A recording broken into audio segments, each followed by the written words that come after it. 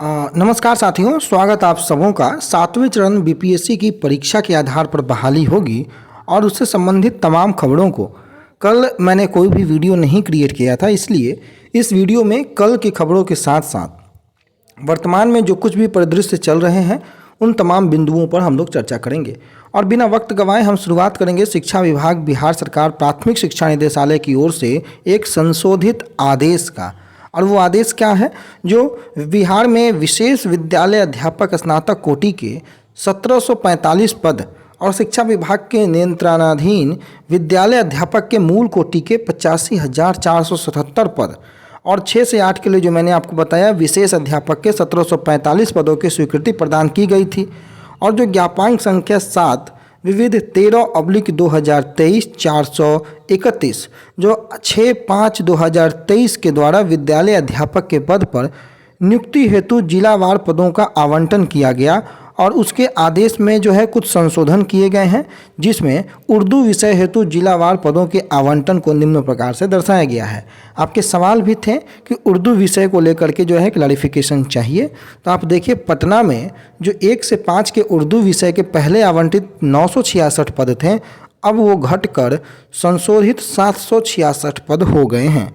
यानी कि 200 शिक्षकों के पद जो है वो आपको घटा दिए गए हैं। वैशाली में जो पहले 648 थे, अब संशोधित करके इसे 498 पे लाया गया है। वहीं सारण में 683 से संशोधित करके 533 पे लाया गया है। लेकिन पूर्णिया की बात अगर करें तो उर्दू शिक्षक जो 1 से 5 में कार्यरत होंगे वहाँ शून्य थे, जो कि अब 500 की संख्या में इनकी संख्या को बढ़ाया गया है। ये महत्वपूर्ण संशोधन है शिक्षा विभाग की ओर से डिक्लेरेशन, जो कि पंकज कुमार जो कि निदेशक प्राथमिक शिक्षा हैं, ये 6/5/2023 का डिक्लेरेशन आप लोगों के सामने है। दूसरे जो कि ट्रांसफ़र पोस्टिंग को लेकर के लगातार जो है सवालिया निशान शिक्षा विभाग के नियंत्रणाधीन जो भी विद्यालय हैं या वहाँ पर पढ़ाने वाले शिक्षक हैं उनके लिए होता है।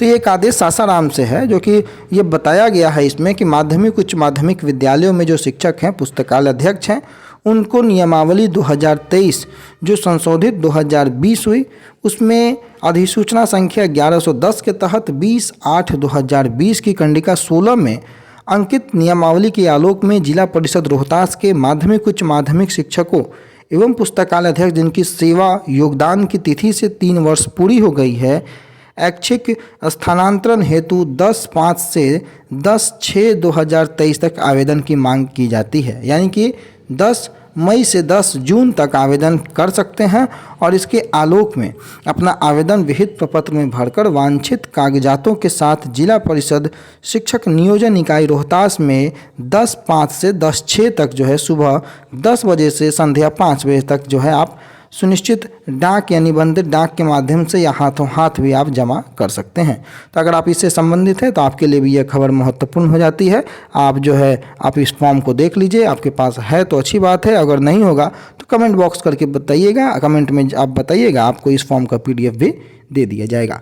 अब तीसरी महत्वपूर्ण खबर की ओर हम लोग चलते हैं कि शिक्षा विभाग की ओर से जारी जो नियमावली है उसका पुरजोर विरोध देखने को मिल रहा है और वाम दलों ने अब मोर्चा संभाल रखा है। और हर एक पार्टी के जो प्रदेश अध्यक्ष हैं, जो नेता हैं, मंत्री हैं, MLC हैं, तमाम लोगों से मिलकर अपनी बातों को रखने का प्रयास वाम दलों के समर्थन से किया जा रहा है और नियोजित शिक्षकों को राज्यकर्मी के रूप में समायोजित करने और 7वें चरण के अभ्यर्थियों को इस BPSC की परीक्षा से मुक्त रखने की कवायद जोरों शोरों पे है। दूसरी ओर अगर आप तस्वीरों को देखना चाहें तो आप देख सकते हैं जगदानंद सिंह जो कि RJD के प्रदेश अध्यक्ष हैं, उनके साथ लगातार शिक्षक नियमावली में संशोधन को लेकर के पिछले दिनों वार्ता हुई है। केवल जगदानंद सिंह से ही नहीं बल्कि आप नीरज कुमार आप देख सकते हैं JDU के वरिष्ठ जो प्रदेश अध्यक्ष हैं, जो नेता हैं, उनसे भी शिक्षक संघ और वाम दलों ने मुलाकात करके इस संदर्भ में अपनी जानकारियां प्रस्तुत की है और मुख्य मुद्दा नियमावली में संशोधन का है।